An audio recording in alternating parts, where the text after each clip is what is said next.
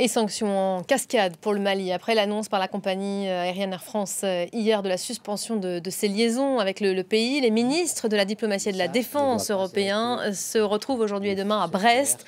À l'ordre du jour, l'Europe de la défense et un renforcement des sanctions à l'égard de la junte malienne notamment. On va écouter tout de suite Joseph Borrell avant d'en reparler avec Cyril Payen.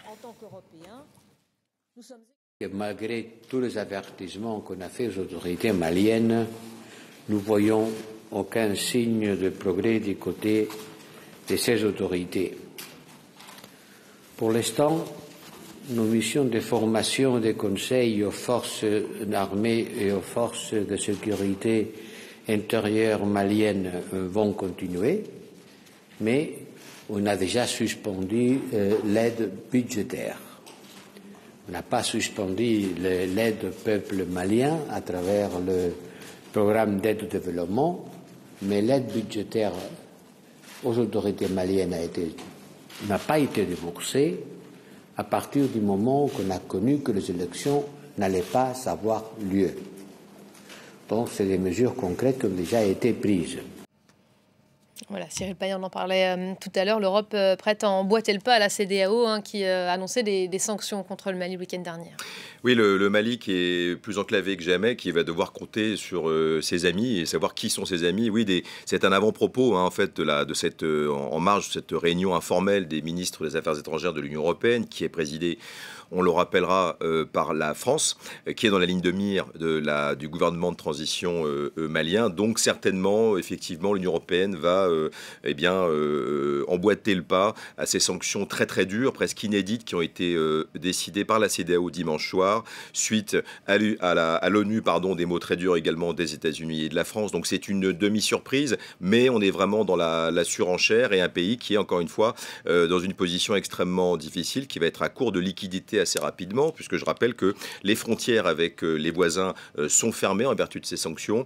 Il n'y a plus d'avions qui peuvent atterrir, notamment l'avion d'Air France dont on a beaucoup parlé. C'est un peu un feuilleton cette semaine, mais il n'y a plus d'avions signédiés de vol Paris-Bamako. Il y a des centaines de passagers quotidiennement qui font l'aller-retour. Donc on est dans une position extrêmement dure, de surenchère, et du côté malien, évidemment, pour des millions d'habitants, une inquiétude concrète, c'est-à-dire de quoi va être fait l'avenir, de quoi va être fait demain, économiquement, socialement, politiquement. D'où demain cette manifestation, en tout cas l'organisation d'une manifestation à l'appel du gouvernement transitoire pour dénoncer les sanctions infligées au pays, un rassemblement qui risque fort de tourner à la manifestation anti-français.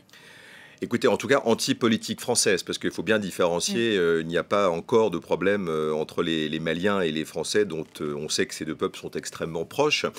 Mais effectivement, il y a peu de voix audibles ou crédibles pour se lever, pour dénoncer cet appel à manifester de manière géante, qui sera au Mali, évidemment, mais également devant l'ensemble des représentations diplomatiques, devant les ambassades du Mali, notamment à Paris. Il y a un appel demain et samedi. Donc on peut s'attendre à ce qu'elle soit importante, puisqu'il faut le dire, et il suffit de lire la presse malienne depuis quelques jours, un sursaut national derrière le président colonel Assimi Goïta, le chef du gouvernement transitoire, le chef de la junte militaire, sursaut national par rapport à ce qui est vécu comme une attaque sous la souveraineté malienne, une attaque des pays voisins de la CEDEAO, une attaque déguisée de ce qu'on appelle cette force étrangère, c'est-à-dire la France. Et encore une fois, le Mali doit compter sur aujourd'hui ses amis. Alors il est guinéen, la junte guinéenne est venue au secours d'Assimi Goïta, disant qu'on comprenait que le chronogramme électoral devait être long, puisqu'il y a des questions de sécurité, mais également au Conseil de sécurité, la Russie bien évidemment, quand on sait maintenant,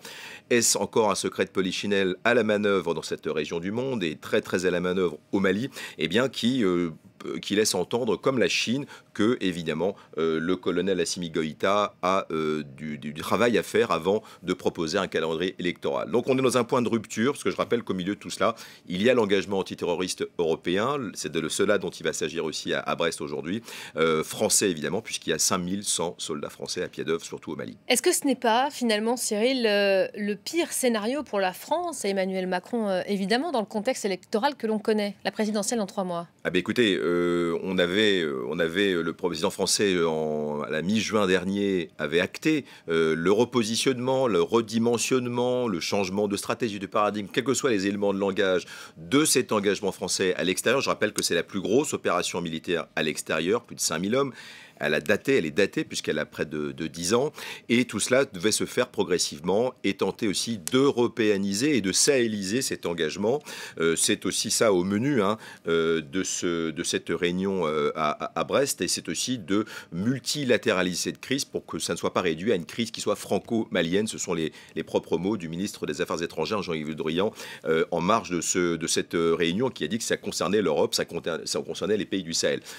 Quoi qu'il en soit, du côté français, vous avez raison, ça tombe très très mal. C'est un scénario catastrophe, parce que comment se redimensionner, comment changer son mode de fonctionnement sur le terrain quand on a autant logistiquement d'hommes et de femmes sur le terrain, et qu'on a une campagne électorale aussi où on peut penser que cela va rentrer d'une manière ou d'une autre, tôt ou tard, dans le débat. Peut-être qu'on questionnera le futur candidat, le président sortant Emmanuel Macron, sur ce que vont devenir ces hommes qui sont engagés au Sahel.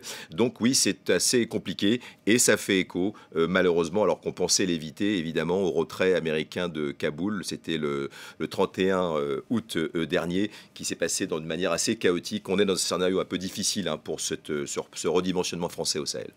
Merci beaucoup Cyril Payen, qui se rend régulièrement au Mali pour nous.